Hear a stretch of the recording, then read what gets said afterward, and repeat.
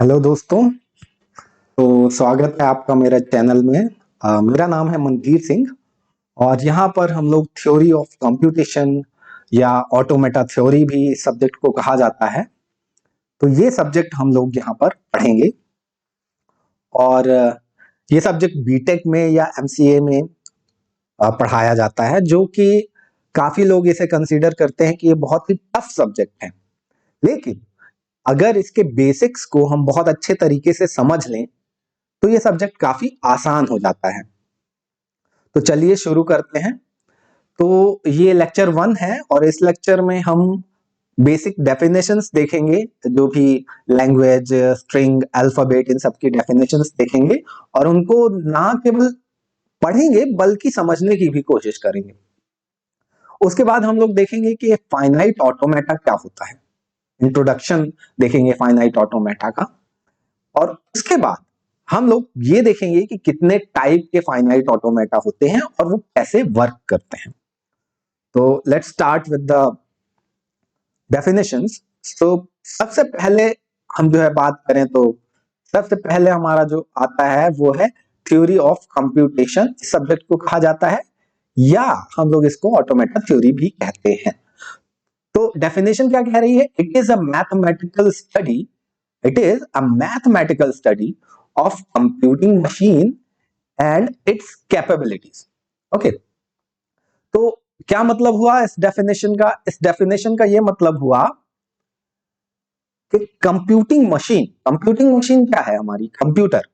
तो कंप्यूटर हमारा कैसे काम करेगा और कैसी उसकी कैपेबिलिटी होगी, इसकी मैथमेटिकल स्टडी को हम थ्योरी ऑफ कंप्यूटेशन या ऑटोमेटा थ्योरी भी कहते हैं। तो क्या मतलब हुआ इसका? इसका मतलब ये हुआ दोस्तों कि हमारा जो कंप्यूटर है वो क्या है? एक मशीन है। मशीन क्या करती है? ये यूजर से कुछ इनपुट लेती है और उसको प्रोसेस करती है और हमें क्या मिलता है? आउटपुट मिलता है। यही होता है। सिमिलरली जब हम कोई बड़ी सी बिल्डिंग बनाते हैं या कुछ भी बनाते हैं तो क्या करते हैं? हम सीधे बिल्डिंग नहीं बनाते हैं, उस बिल्डिंग का हम पहले क्या बनाते हैं? मॉडल बनाते हैं दोस्तों। ठीक है। तो फाइनाइट ऑटोमेटा भी क्या है? हमारी जो कंप्यूटिंग मशीन है उसका मैथमेटिकल मॉडल है। तो कोई भी मशीन बनाने से पहले हम बेसिकली क्या बनाते हैं? उसका मॉडल। तो finite automata is a model. Okay, तो चलिए स्टार्ट करते हैं डेफिनेशंस के साथ में। तो सबसे पहले हमारी जो डेफिनेशन आती है वो आती है अल्फाबेट। तो ऑटोमेटा थ्योरी में मोस्टली हम लोग स्टडी करेंगे लैंग्वेजेस का। तो कोई भी लैंग्वेज हो, चाहे हिंदी लैंग्वेज हो या इंग्लिश लैंग्वेज हो, सबसे पहली चीज, सबसे छोटी इकाई उसकी क्या होती है? वो होती है अल्फाबेट। जैसे हिंदी लैंग्वेज में अल्फाबेट होता है का, खा, गा, उसी तरह से कोई भी लैंग्वेज, यहाँ पे हम फॉर्मल लैंग्वेजेस की बात करेंगे। तो अल्फाबेट की डेफिनेशन पे आते हैं सबसे पहले। तो क्या है इसकी डेफिनेशन? Any finite. तो पहला वर्ड क्या है दोस्तों? Finite and non empty set of symbols. तो अल्फाबेट क्या हुआ? Any finite non empty set of symbols. तो अब देखिए यहाँ पे दो एग्जांपल्स दिए हुए हैं। पहला जो एग्जांपल है, ये सिग्मा रिप्रेजेंट करता है हमारा अल्फाबेट को। सिग्मा कहीं पे भी लिखा है थ्योरी ऑफ कंप्यूटेशन में तो इसका मतलब हुआ अल्फाबेट। तो इस अल्फाबेट में देखिए कितने सिंबल्स हैं? इसमें है A, B, C and D. तो देयर आर 4 सिंबल्स। तो 4 क्या हुआ? यहाँ पे फाइनाइट हुआ। और ये जो सेट है ये नॉन एम्प्टी है। तो इसका मतलब क्या हुआ? This is a valid alphabet. Okay, और उसके बाद पे ये सेकंड एग्जांपल देखिए दोस्तों। सेकंड एग्जांपल में क्या क्या सिंबल्स हैं? 1, 2, 3 और ये डॉट डॉट डॉट क्या सिग्निफाई करता है? कि this is not finite, so what it is? This is infinite. तो ये इनफाइनाइट है। इसका मतलब ये जो है, ये अल्फाबेट हमारा वैलिड अल्फाबेट नहीं हुआ। तो सबसे पहली चीज क्या हुई? अल्फाबेट विच इज फाइनाइट, मतलब उसके जो सिंबल्स हैं वो फाइनाइट होने चाहिए। और दूसरा, वो सेट एम्प्टी नहीं होना चाहिए। तो चलिए आगे बढ़ते हैं। नेक्स्ट चीज जो आती है हमारी वो है स्ट्रिंग। तो स्ट्रिंग क्या होता है? Any finite sequence. तो यहां पे देखिए आप लोग कि हम किसकी बात कर रहे हैं? फाइनाइट सीक्वेंस की। तो सीक्वेंस होता है, दो चीजें होती हैं, एक होता है सेट दोस्तों, एक होता है सेट और दूसरा होता है सीक्वेंस। तो सबसे पहले हम ये जानते हैं कि इन दोनों में क्या डिफरेंस होता है। तो जो हमारा सेट होता है, सेट के अंदर हम कई सारे सिंबल्स को स्टोर करते हैं, that means collection of anything. So let's say A B सी, इसमें हमारा कलेक्शन है। जबकि सीक्वेंस क्या होता है? उसमें ऑर्डर मैटर करता है। इसमें A B C is a different thing and C B A is a different thing. तो ये डिफरेंस होता है सेट और सीक्वेंस में दोस्तों। तो यहां पे हम क्या कह रहे हैं? Any finite sequence of symbols over given alphabet. So for example, ये जो हमारा पहला एग्जांपल यहां पे दिया हुआ है, यहां पे क्या दिया हुआ है? 4 सिंबल है इस अल्फाबेट में, ए बी सी डी। तो इसके अंदर से हम कोई भी स्ट्रिंग बना सकते हैं। तो हमने लिया ए, एक स्ट्रिंग है। क्यों स्ट्रिंग है? फाइनाइट सीक्वेंस है और इसमें सिंबल जो है कहां से आ रहे हैं? यहां से आ रहे हैं। Similarly A B could be a string, A B C could be a string, और even B C is a string, B C A is a string. तो इस तरीके से ये सारी स्ट्रिंग है। अगला हम लोग देखेंगे, यहां पे एक बहुत ही इंपॉर्टेंट सिंबल होता है जिसे हम बोलते हैं एप्सिलॉन। तो एप्सिलॉन क्या होता है? Is a valid zero length string in every alphabet. तो एप्सिलॉन क्या होता है? हर अल्फाबेट में एक सिंबल होता है एप्सिलॉन, जिसकी लेंथ क्या होती है? एप्सिलॉन को हम कहते हैं जीरो लेंथ स्ट्रिंग। ये दोस्तों एक वैलिड स्ट्रिंग है जो कि सारे अल्फाबेट्स में पाई जाती है।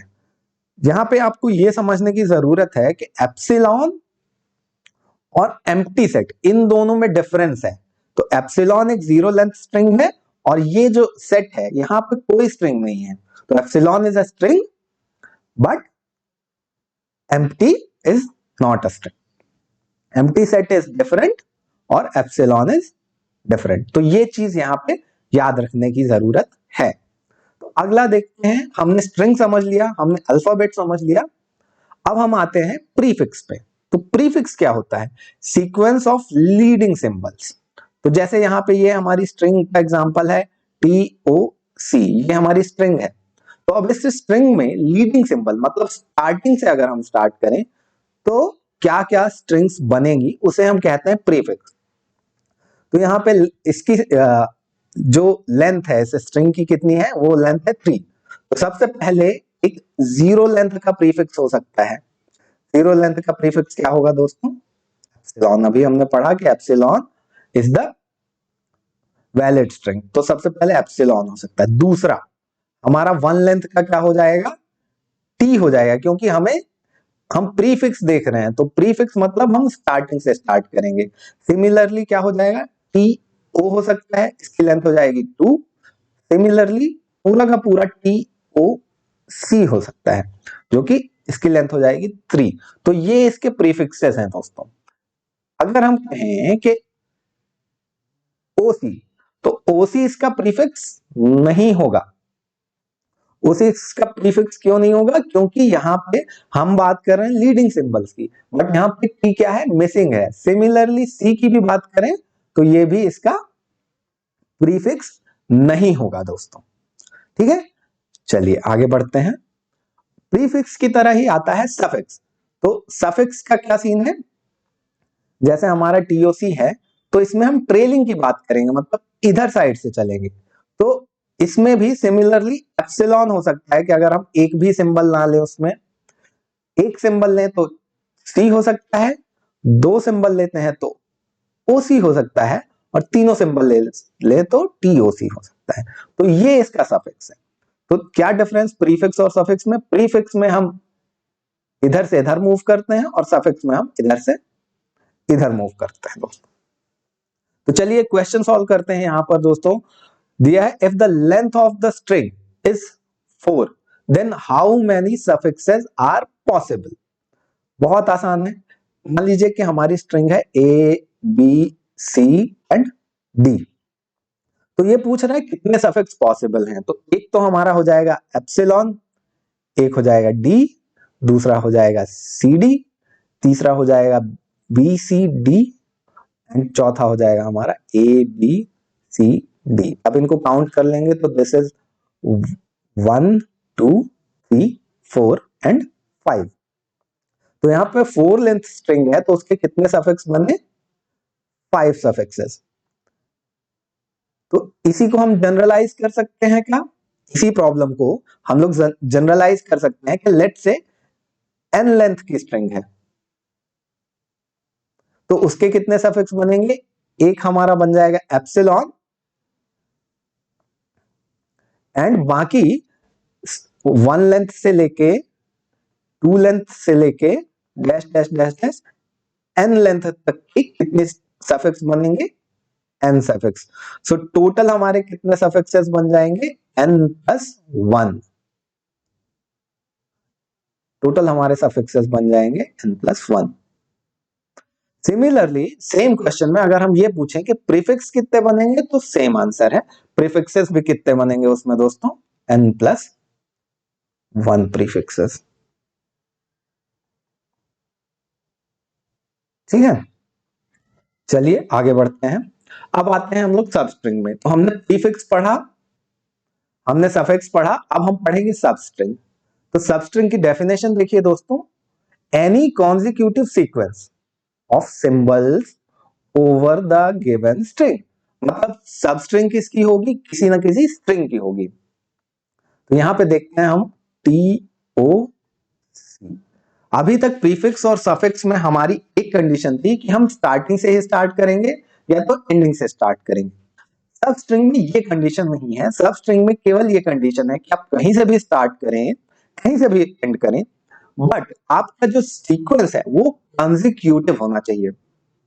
तो इसमें भी सब स्ट्रिंग क्या बनेगी? सबसे पहले तो सब स्ट्रिंग बनेगी आपकी epsilon which is 0 length string. उसके बाद आपकी टी एक सिंगल लेंथ की सब स्ट्रिंग हो जाएगी, ओ हो सकती है, सी हो सकती है।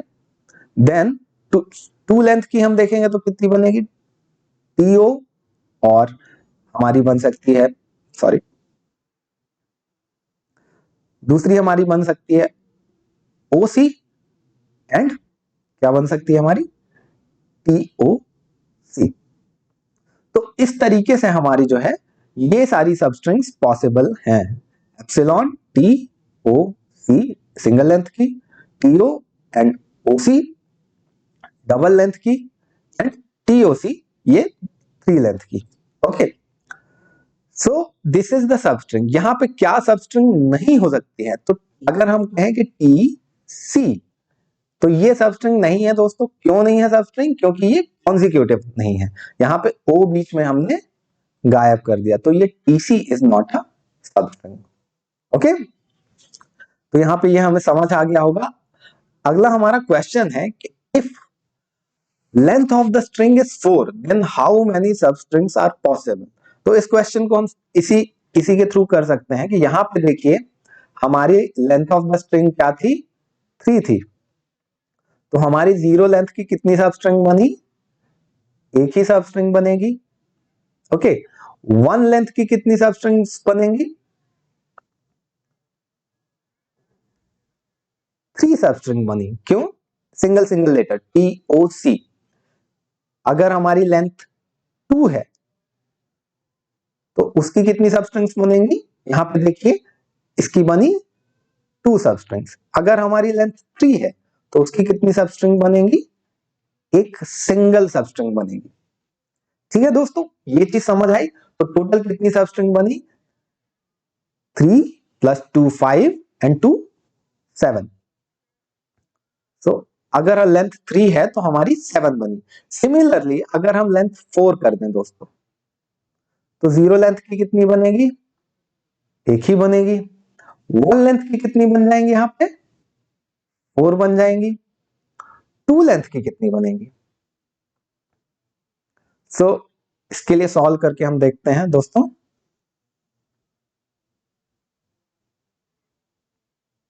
लेट्स से हमारी स्ट्रिंग है A B and C D, तो एक हमारी ए बी बन जाएगी, एक हमारी बी सी बन जाएगी, और एक हमारी सी डी बन जाएगी। तो कितनी बन जाएंगी यहाँ पे दोस्तों? 3। सिमिलरली 3 लेंथ की कितनी बन जाएंगी करके देखते हैं। तो ये बन जाएगी ए बी सी, दूसरी बी से स्टार्ट कर देंगे, बी सी डी। तो यहाँ पे 3 लेंथ की कितनी बन जाएंगी? 2। 4 लेंथ की हमारी कितनी बनेगी? एक सेकंड। तो यहाँ पे कितनी बन गई? 4 + 3 7, 7 2 9 10 एंड 11। तो यहाँ पे बन गई 11। तो सिमिलरली हम इसके लिए एक फॉर्मूला बना सकते हैं दोस्तों। यहाँ पे अगर n लेंथ स्ट्रिंग है तो 0 लेंथ की हमारी बनेगी 1, 1 लेंथ की हमारी बनेगी n, 2 लेंथ की हमारी बनेगी n-1। तो इसी तरह से जिस तरह से हमने 3 के लिए सॉल्व किया, जिस तरह से हमने 4 के लिए सॉल्व किया, तो इसी तरीके से हम एक फॉर्मूला बना सकते हैं n लेंथ के टर्म में। तो वो फॉर्मूला क्या बनेगा, ये आप लोगों की एक्सरसाइज है, ठीक है। और ये आप लोग सॉल्व करके मुझे कमेंट में इसका आंसर बताइएगा, ठीक है। अगले लेक्चर में हम लोग इसको सॉल्व करके पूरा देख भी लेंगे कि कैसे होता है। तो नेक्स्ट लेक्चर में ये इसका आंसर बताऊंगा, ये आप लोग कमेंट करके बताइए। नेक्स्ट क्वेश्चन यहाँ पे देखते हैं, how many 3 length substrings are possible if the length of substring is 4। तो यहाँ पे देखिए length of substring, length of string हम क्या बोल रहे हैं? लेंथ ऑफ स्ट्रिंग बोल रहे हैं हम 4। तो पूछ रहा है 3 लेंथ का कितना सबस्ट्रिंग बनेगा। तो यहाँ पे आंसर आपके सामने है कि कितना सबस्ट्रिंग बनेगा? 3 लेंथ का 2। कैसे पॉसिबल है? यहाँ पे अगर हम मान लें कि n लेंथ है स्ट्रिंग का which is 4 and k length substring हमें चाहिए विच इज 3। तो what is the answer here guys? 4 - 3 + 1। 4 - 3 + 1। Okay, सो यहां पे आंसर क्या हो गया कि n - k + 1। ठीक है दोस्तों, तो ये क्वेश्चन आपका जो है 4 लेंथ स्ट्रिंग के लिए था। n लेंथ के लिए आपको खुद से सॉल्व करना है। This is question mark. Okay, चलिए आगे बढ़ते हैं। हमने अल्फाबेट देख लिया, स्ट्रिंग देख ली, प्रीफिक्स क्या होता है, सफिक्स क्या होता है। अब आते हैं हम कि लैंग्वेज क्या होती है। तो लैंग्वेज लिखते हैं, लैंग्वेज की डेफिनेशन क्या लिखी है हमने? Any set of strings. तो लैंग्वेज क्या है? Set of strings over the given alphabet. कोई अल्फाबेट दिया होगा और उससे डिराइव होगा एक सेट ऑफ स्ट्रिंग। यहां पे देखिए ध्यान देने वाली बात है कि मैंने सेट ऑफ स्ट्रिंग लिखा है, यहां पे फाइनाइट नहीं लिखा है। तो इसका मतलब क्या? इट कुड बी फाइनाइट और इनफाइनाइट, दोनों हो सकता है। अब देखिए यहां पे जो हमारा अल्फाबेट है, अल्फाबेट का एग्जांपल दिया है, उसमें कितने सिंबल हैं? 0 और 1। तो हमें इस डेफिनेशन के अकॉर्डिंग ये चेक करना है कि क्या ये लैंग्वेज एल एक वैलिड लैंग्वेज है। तो यहाँ पे देखिए इसका क्या क्या है। पहली स्ट्रिंग है इसकी 0, दूसरी स्ट्रिंग है इसकी 1, सेकेंड स्ट्रिंग इसकी कहती है 0 0 जो कि इसी अल्फाबेट से बनी है, नेक्स्ट स्ट्रिंग है इसकी 0 1। तो ये क्या है? एक वैलिड लैंग्वेज है। इस लैंग्वेज में कितनी स्ट्रिंग्स हैं? 4 स्ट्रिंग हैं। ओके, दूसरी हम लैंग्वेज देखते हैं, ये क्या है? एप्सिलॉन, 0 लेंथ वैलिड स्ट्रिंग है। तो ये इस अल्फाबेट की भी स्ट्रिंग हुई, तो this is a valid string, क्योंकि एप्सिलॉन जो स्ट्रिंग है वो सारे अल्फाबेट की बाय डिफॉल्ट स्ट्रिंग होती है। देन 0 है, 1 है, 0 0 है, 1 1 है, and then it is continued. तो ये लैंग्वेज वैलिड है या इनवैलिड है? पॉज करिए, अपना आंसर कमेंट सेक्शन में लिखिए। ओके, तो ये जो है ये भी एक वैलिड लैंग्वेज है दोस्तों। ये वैलिड है, बट इसकी क्या प्रॉपर्टी है? ये लैंग्वेज कैसी है? इनफानाइट है। इसमें क्या होगा, जैसे 0 हुआ, फिर 1 हुआ, फिर 0 0 हुआ, देन 1 1 हुआ, इसी तरह से हम आगे बढ़ते जाएंगे 0 0 0 1 1 1 एंड सो ऑन। तो ये भी एक क्या हुई, वैलिड लैंग्वेज। तीसरी लैंग्वेज हम देखते हैं, इसमें क्या है, 0 है, 1 है, और ये 0 1 एंड 2 है। तो 2 देखिए हमारे अल्फाबेट का पार्ट नहीं है, तो इसलिए ये क्या हुई, एक इनवैलिड लैंग्वेज हुई। ये क्या हुई, एक इनवैलिड लैंग्वेज हुई। This is not a language. अगला देखिए, एक लैंग्वेज बनी है जिसमें केवल एप्सिलॉन है, केवल एक स्ट्रिंग है, वो भी 0 लेंथ स्ट्रिंग है, लेकिन ये स्ट्रिंग इस अल्फाबेट की है, वैलिड है, इसलिए इस लैंग्वेज को भी क्या कहेंगे हम, it is also a valid language. ठीक है, ये देखिए यहां पर कुछ भी नहीं है, तो इसको हम कहेंगे एम्प्टी लैंग्वेज। Empty language. क्या ये वैलिड है, बिल्कुल वैलिड है, इसे हम कहते हैं एम्प्टी लैंग्वेज। ये भी एक वैलिड लैंग्वेज होती है। तो ये ध्यान रखिएगा, यहाँ इसमें और इसमें डिफरेंस है। ये एक लैंग्वेज है जिसमें एक स्ट्रिंग है जो कि है नल स्ट्रिंग या एप्सिलॉन स्ट्रिंग। ये जो लैंग्वेज है इसमें कोई भी स्ट्रिंग नहीं है। चलिए आगे बढ़ते हैं। तो हमने लैंग्वेज पढ़ लिया, अब हम आते हैं कंप्लीट लैंग्वेज में। तो कंप्लीट लैंग्वेज क्या होती है, कंप्लीट लैंग्वेज ऐसी लैंग्वेज होती है जिसमें उस अल्फाबेट के जितने भी सिंबल्स हैं, यहाँ कितने सिंबल्स हैं दोस्तों, 2 सिंबल्स हैं, तो इन दोनों सिंबल्स से के कॉम्बिनेशन से बनी हुई कोई भी स्ट्रिंग हो वो उस लैंग्वेज में प्रेजेंट होगी। फॉर एग्जाम्पल यहाँ पे एल पे देखिए, सबसे पहली क्या स्ट्रिंग होनी चाहिए, एप्सिलॉन होनी चाहिए, क्योंकि कंप्लीट लैंग्वेज है। कंप्लीट लैंग्वेज का मतलब उसमें सारी की सारी स्ट्रिंग्स होंगी, तो 0 लेंथ स्ट्रिंग भी होगी। फिर उसमें देखिए क्या है, 0 है, 1 है, उसके बाद 2 सिंबल्स हैं अगर हमारे पास 0 और 1, तो उसके कितने पॉसिबल कॉम्बिनेशन हैं, देखिए एक कॉम्बिनेशन 0 0 0 1 1 0 1 1, सारे कॉम्बिनेशन इसमें मौजूद है, एंड देन सो ऑन। तो सिमिलरली फिर हम 3 डिजिट कॉम्बिनेशन बनाएंगे, 0 0 0 0 0 1 0 1 0 0 1 1 1 0 0 एंड सो ऑन। तो ये होती है कंप्लीट लैंग्वेज। कंप्लीट लैंग्वेज का मतलब क्या, कि हम उस अल्फाबेट के किसी भी कॉम्बिनेशन से सारी की सारी स्ट्रिंग बना पाए, so that is called your complete language.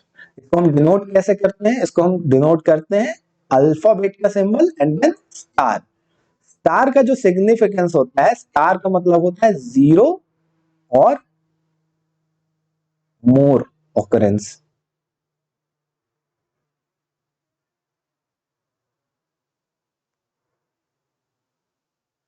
Star का मतलब होता है 0 और मोर occurrences। तो बेसिकली हमें ये याद रखना है कि हम सिग्मा स्टार से डिनोट करते हैं कंप्लीट लैंग्वेज को। तो कोई भी language, every language is a subset of complete language. मतलब अगर इसी में से हम केवल जीरोस उठा लें, ये कंप्लीट लैंग्वेज है, इसमें से हम अगर केवल ये वाले सिंबल्स उठा लें, single 0 double 0 triple 0 4 times 0 and so on, तो वो क्या होगा, एक सबसेट होगा इसी लैंग्वेज का। तो क्या है, हर एक language, every language is a subset of complete language. चलिए आगे देखते हैं। आगे हम बात करेंगे फॉर्मल लैंग्वेज। फॉर्मल लैंग्वेज क्या है, collection of strings where strings are formed based on some condition. क्या मतलब हुआ इसका, तो फॉर्मल लैंग्वेज सबसे पहले एक लैंग्वेज है, तो लैंग्वेज की डेफिनेशन इस पे अप्लाई होगी।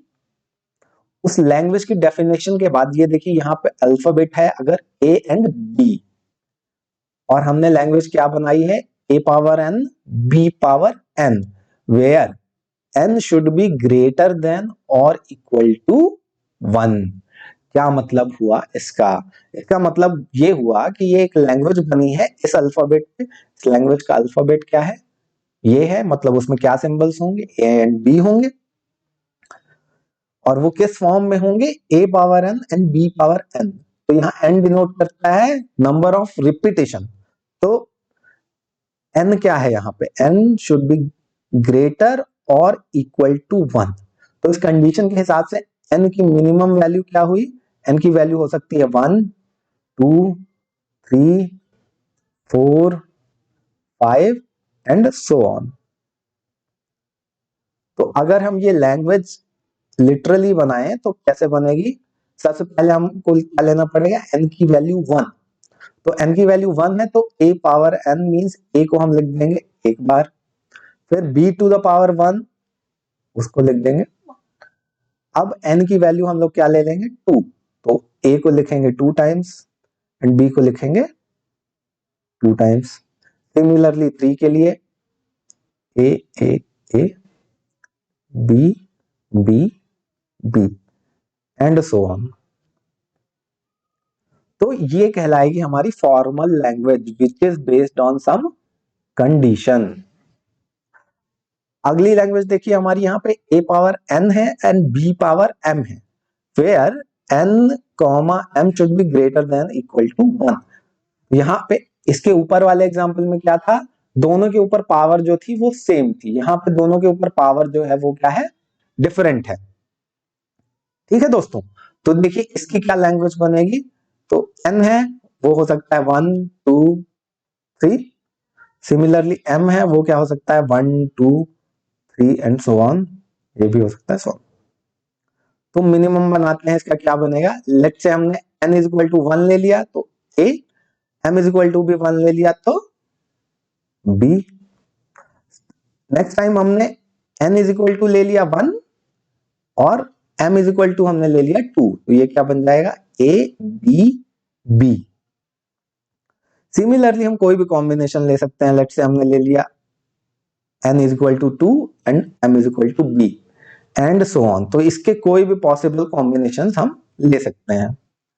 अब यहां पर आप लोग जो है सोचिए और ये बताइए मुझे कि इस लैंग्वेज में जो हमारी ये लैंग्वेज थी और इस लैंग्वेज में, इन दोनों लैंग्वेज में क्या रिलेशन है। लेट्स से मैं इसको बोलता हूं L1 और इस लैंग्वेज को बोल रहा हूं L2, तो L1 और L2 में क्या रिलेशन है। तो आप लोग पॉज करिए, सोचिए और अपना आंसर देखिए। चलिए तो देखते हैं L1 और L2 में क्या रिलेशन है। तो यहाँ पे जो हमारी L1 लैंग्वेज है इसमें दोनों सेम होने चाहिए, तो ए बी है, ए ए बी बी भी है, लेकिन इस लैंग्वेज में ए बी बी नहीं है। तो यहाँ पे L1 क्या हुआ हमारा, L1 एक सबसेट हुआ किसका, L2 का। L1 is the subset of L2, तो यहाँ पे L1 language is a subset of L2। Okay guys, तो हमने कंप्लीट लैंग्वेज देखा, फॉर्मल लैंग्वेज देखा और क्या होती है लैंग्वेज ये देखा। अब हम आते हैं व्हाट इज फाइनाइट ऑटोमेटा।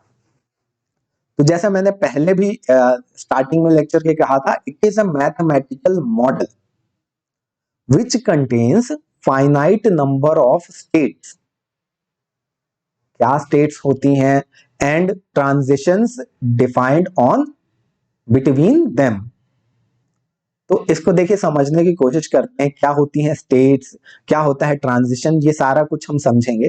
तो इसको एक छोटा सा इंट्यूशन लेने के लिए देखिए, लेट्स से आप एक स्टेट पे हैं Q0, तो आप यहां पे हैं, आपके पास कोई इनपुट होगा, let's say your input is 0, तो आपने 0 इनपुट दिया, Q0 पे थे, आपने इनपुट दिया, आप किस स्टेट पे पहुंचे वापस से उसी स्टेट पे। लेट्स से Q0 से आपने 1 इनपुट दिया और आप किस स्टेट पे पहुंच गए Q1। तो ये Q0 क्या है, एक स्टेट है, Q1 क्या है, एक दूसरी स्टेट है। तो हम Q0 से 0 देके Q0 पे ही जा रहे हैं, यानी हम एक ट्रांजिशन कर रहे हैं। Q0 को 1 देकर हम दूसरी स्टेट पे जा रहे हैं विच इज Q1। तो क्या होता है finite automata, it is a mathematical model which contain finite number of states. मतलब यहाँ पे जो स्टेट्स हैं इनकी काउंटिंग क्या होनी चाहिए, ये फाइनाइट होनी चाहिए। दूसरा कंडीशन क्या है, ट्रांजिशंस डिफाइंड बिटवीन देम, मतलब उनके बीच में ट्रांजिशन डिफाइन होने चाहिए। तो अब फाइनाइट ऑटोमेटा कई टाइप के होते हैं। कितने टाइप के होते हैं फाइनाइट ऑटोमेटा? बेसिकली दो टाइप के होते हैं। एक होता है लैंग्वेज रिकॉग्नाइजर।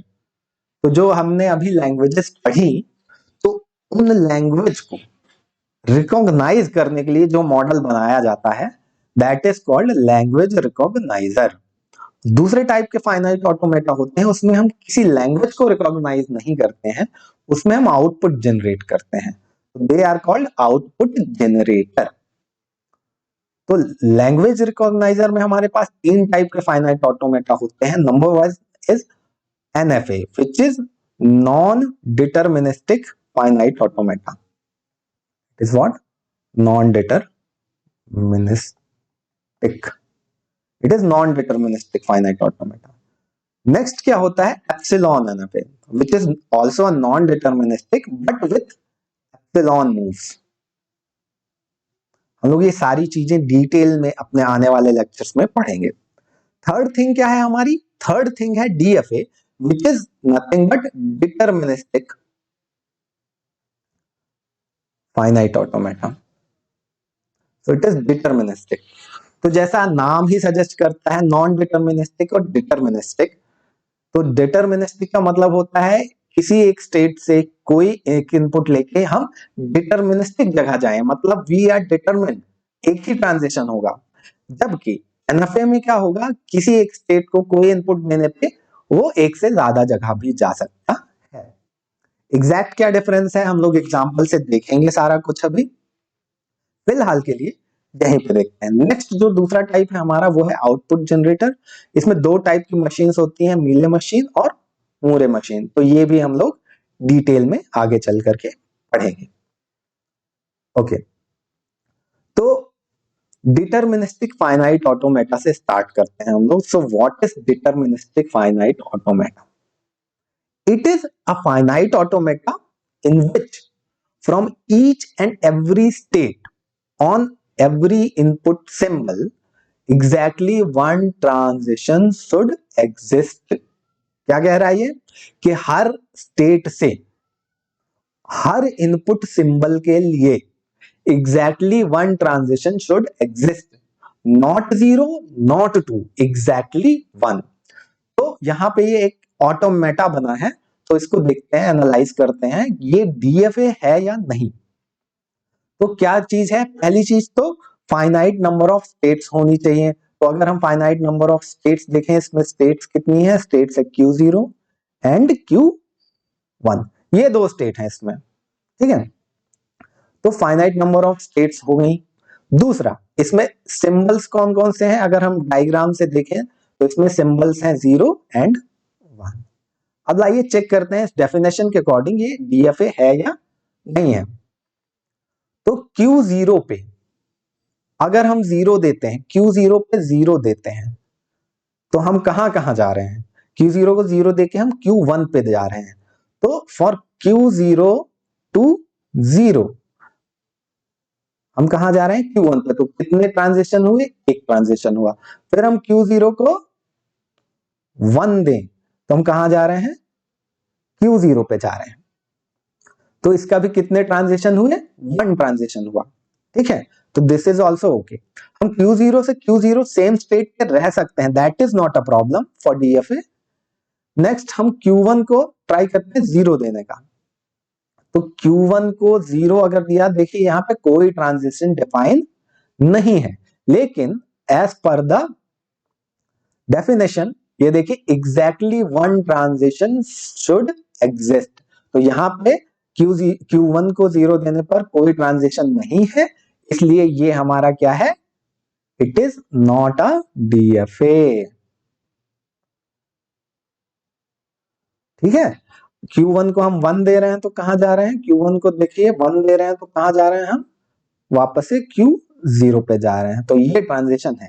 तो इस फाइनाइट ऑटोमेटा को हम DFA नहीं कह सकते हैं। हम कब कह पाएंगे? अगर हम यहाँ पे 0 का ट्रांजिशन भी बना दें। तो Q1 को 0 दिया तो वापस से कहां पे चले जाएं? Q1 पे चले जाएं। अगर हम ये डिफाइन कर देते हैं तो ये क्या हो जाएगा? Then it would be a valid DFA। ए। ठीक है दोस्तों, तो आई होप कि हमें डीएफए की डेफिनेशन समझ आ गई होगी। तो डीएफए की डेफिनेशन क्या है? हर एक स्टेट पे हर एक इनपुट सिंबल के लिए there should be exactly one transition. चलिए आगे देखते हैं फॉर्मल डेफिनेशन क्या होती है डीएफए की। तो जैसा कि हम यहां पे देख रहे हैं Q0, एक हम मॉडल यहां पे बना लेते हैं Q1। तो पहला, किसी भी डीएफए के या इवन एनएफए के भी या किसी भी फाइनाइट ऑटोमेटा के 5 टपल होते हैं। There are 5 tuples. ठीक है, क्या 5 टपल होते हैं? Number 1 is capital Q which is set of finite number of states. तो Q यहाँ पे क्या हो जाएगा हमारा? कितनी स्टेट्स हैं हमारे पास? 2 स्टेट्स हैं, Q0 एंड Q1। तो Q हो जाएगा सारी स्टेट्स का सेट। दूसरा होता है हमारा, हम इस सिंबल को बहुत अच्छे से पहचानते हैं, what it is input alphabet. तो it is finite set of input symbols. तो यहां पे हम मान लेते हैं कि हमारा जो सेट है वो है 0 एंड 1। तो ये सेट है। ओके, उसके बाद आता है हमारा ट्रांजिशन।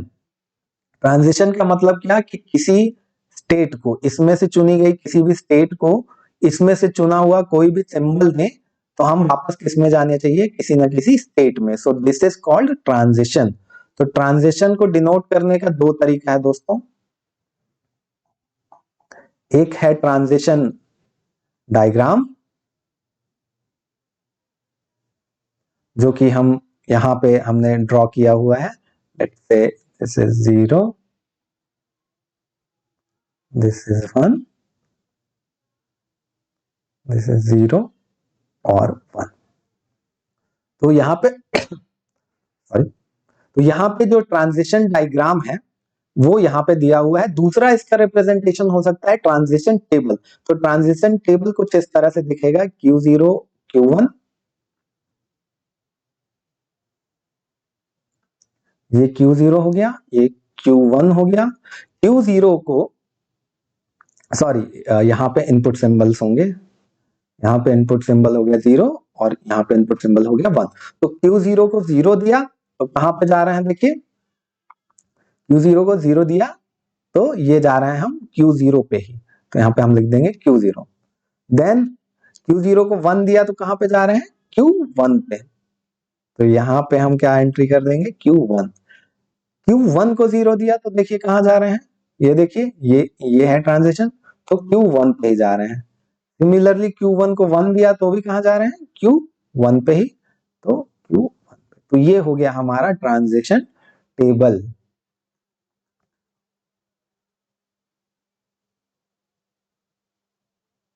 ठीक है दोस्तों, तो ये हो गया हमारा ट्रांजिशन। इसको हम 2 तरीके से। नेक्स्ट आता है हमारा Q0। तो Q0 क्या है? It is initial state.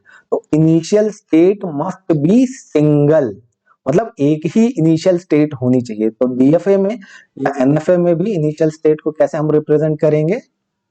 Arrow के साइन से। मतलब जिस भी स्टेट में ऐसे एरो लगा होगा उसको हम कह देंगे this is a initial state.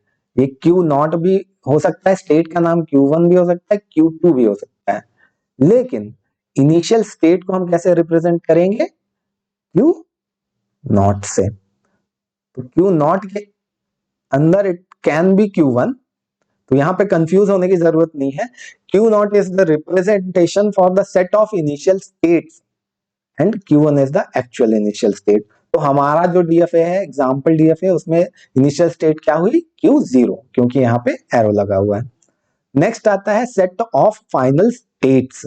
तो फाइनल स्टेट 0 भी हो सकती है, हो सकता है कोई फाइनल स्टेट ना हो, और n भी हो सकती हैं। कि मतलब f जो है, f कुड बी एम्प्टी, खाली हो सकता है, या तो इसमें Q0 Q1 एनीथिंग, कुछ भी हो सकता है। यहां पे जो हम फाइनल स्टेट को डिनोट करेंगे उसको डबल सर्कल से डिनोट किया जाएगा। यहाँ पे Q1 है हमारा, तो हमारा फाइनल स्टेट क्या हो जाएगा? जो हमारे क्वेश्चन का फाइनल स्टेट हो जाएगा वो हो जाएगा Q1। यहाँ पे एक ही फाइनल स्टेट है, देखिए, तो इसको हम बोल देंगे Q1। Okay, so this is the state transition diagram जो कि हमने अभी अभी देखा। तो सबसे पहले तो हम इसके टपल्स लिखेंगे कि व्हाट आर द टपल्स, और उसके बाद हमें ये अंदाजा लगाना है कि ये स्टेट ट्रांजिशन डायग्राम किस लैंग्वेज को एक्सेप्ट करेगा। तो कैसे एक्सेप्ट करेगा वो भी देखेंगे। तो यहाँ पे हम कैपिटल Q की बात करें तो कितनी स्टेट्स हैं यहाँ पे, Q0 एंड Q1। ठीक है, दूसरा हमारा क्या था, अल्फाबेट। तो अल्फाबेट यहाँ पे हम देखें तो अल्फाबेट क्या आ रहा है, 0,1। तीसरी चीज हमारी क्या थी, तीसरी चीज हमारी थी Q0 which is initial state. तो इनिशियल स्टेट यहाँ पे क्या है, Q0। फिर हम देखेंगे final state which is QF। तो F क्या है यहाँ पे, Q1। ठीक है, तो अब ये सारा है, और हमारा था एक क्या, स्टेट ट्रांजिशन। तो स्टेट ट्रांजिशन जो था वो हमारा ये डायग्राम शो कर रहा है सारे स्टेट्स के ट्रांजिशन। तो अब हमें क्या इसमें से डिराइव करना है, व्हाट इज एल। तो एल डिराइव करने का दोस्तों क्या तरीका है कि हम इस ऑटोमेटा में इनिशियल स्टेट से स्टार्ट करके और कैसे फाइनल स्टेट तक पहुंच सकते हैं। तो language which is accepted by this state transition diagram और दिस फाइनाइट ऑटोमेटा, इस फाइनाइट ऑटोमेटा से कौन सी लैंग्वेज एक्सेप्ट होगी। तो हम स्टार्ट करेंगे इनिशियल स्टेट से। ये देखिए यहाँ पे हमने इनिशियल से स्टार्ट किया। इनिशियल को हम कौन सा इनपुट दें कि वो फाइनल पे पहुंच जाए। तो Q0 को देखिए, हम 0 देंगे तो Q0 पे ही रहेंगे, अगर 1 हम देते हैं तो ये फाइनल पे पहुंच जाएगा। ये देखिए, ये 1 दिया तो हम कहां पे पहुंच रहे हैं, फाइनल स्टेट पे। तो जो मिनिमम सिंबल होगा वो क्या होगा इससे एक्सेप्ट, वो हो जाएगा 1। ठीक है, तो एक स्ट्रिंग तो हमारी क्या हो गई, मिनिमम स्ट्रिंग हो गई 1। दूसरी हमारी स्ट्रिंग क्या हो सकती है, लेट्स से हमने Q0 को पहले क्या दिया, 0। अब हम कौन सी स्टेट में, Q0 पे, और उसके बाद 1 दिया तो वो भी एक्सेप्ट हो जाएगा, 0 एंड देन 1। तो दूसरी स्ट्रिंग क्या हमारी एक्सेप्ट हो जाएगी, 0 1। तीसरा कॉम्बिनेशन बनाने का कोशिश कीजिए दोस्तों कि हम Q0 से 1 पे आए और फिर Q1 को फिर से 1 दे दिया तो ये भी एक्सेप्ट हो जाएगा। तो एक तरीका क्या हो जाएगा हमारा पहुंचने का, 1 1। ठीक है, और देखिए दोस्तों क्या हो रहा है, अगर हम इसको 0 दे दें पहले, फिर 1 दे दें एंड देन अगेन 1 दे दें, दैट मींस 0 1 1, ये भी एक्सेप्ट हो जा रहा है। तो इसका तरीका क्या है, कोई भी लैंग्वेज फॉर्म करने का कोशिश करिए कि पहले आप 1 सिंबल से कितनी स्ट्रिंग्स बना पा रहे हैं, फिर 2 सिंबल से कितनी स्ट्रिंग्स बना पा रहे हैं, फिर 3 सिंबल से कितनी स्ट्रिंग्स बना पा रहे हैं। ठीक है, तो हमारा क्या एक्सेप्ट हो रहा है, 0 1 1। नेक्स्ट हमारा क्या हो जाएगा, हम कोशिश करें तो ये हो जाएगा 0 1 1 1। तो यहां पे हमने ये देखा कि जो फाइनल स्टेट में अगर हम पहुंच गए, इसके बाद हम कितने भी 1 दे दें तो वो सारे के सारे एक्सेप्ट हो जाएंगे। ठीक है, अगर 1 1 के बाद लेट्स से सपोज हमारा 0 दे दिया हमने, फिर 1 दे दिया और फिर 0 दे दिया, तो कहां जाएंगे हम, देखिए पहले ये आया 0, then again 1 and then again 0 दिया तो हमने वापस से Q0 पे पहुंच गए। तो अब हमें फाइनल जाने के लिए क्या करना पड़ेगा, यहां से फिर से एक 1 देना पड़ेगा, तब वो एक्सेप्ट होगा। तो यहां से हम देखिए ये सारी स्ट्रिंग्स हम एक्सेप्ट कर पा रहे हैं एंड सो ऑन। तो बेसिकली क्या एक्सेप्ट कर रहा है, अब अगर हम ध्यान से जरा ये फाइनल स्टेट को देखें तो ये क्या कर रहा है, फाइनल स्टेट पे पहुंचने के लिए हमें या तो 1 चाहिए और या तो एंडिंग विथ 1 चाहिए, मतलब फाइनल स्टेट पहुंचने के लिए एटलीस्ट 1 तो चाहिए ही चाहिए। तो ये जो है हमारी लैंग्वेज बनी, it is ending with 1, ending with 1। तो all strings which are ending with 1, तो ये जो फाइनाइट ऑटोमेटा है ये उन सारी स्ट्रिंग्स को एक्सेप्ट करेगा जो कि 1 पे एंड होती हैं। अब यहां पे चेक करिए कि ये एप्सिलॉन को एक्सेप्ट करेगा क्या? नहीं एक्सेप्ट करेगा, क्योंकि एप्सिलॉन यहीं पे रह जाएगा, Q0 पे ही रह जाएगा, तो एप्सिलॉन को एक्सेप्ट नहीं करेगा। ये किस किस को एक्सेप्ट करेगा? 0 को करेगा? नहीं करेगा 0 को, क्योंकि Q0 पे ही रह जा रहा है, फाइनल नहीं पहुंच पा रहा है। 1 को करेगा? यस। 0 को करेगा? नहीं करेगा, Q0 पे रह जाएगा। 0 1 को करेगा? करेगा, ये देखिए। 1 0 को करेगा क्या? 1 0 वापस Q0 पे आ जाएगा, 1 0 को एक्सेप्ट नहीं करेगा। तो किसी भी फाइनाइट ऑटोमेटा से कौन सी लैंग्वेज एक्सेप्ट हो रही है, इसको चेक करने का ये तरीका है कि आप सारे कॉम्बिनेशंस देखिए, कौन सा एक्सेप्ट हो रहा है, कौन सा रिजेक्ट हो रहा है। ओके, तो आज के लेक्चर के लिए इतना ही दोस्तों। अगर आपको ये लेक्चर पसंद आया हो तो आप इसे अपने दोस्तों में भी फॉरवर्ड करिए और मेरे चैनल को सब्सक्राइब करिए। Thank you very much guys.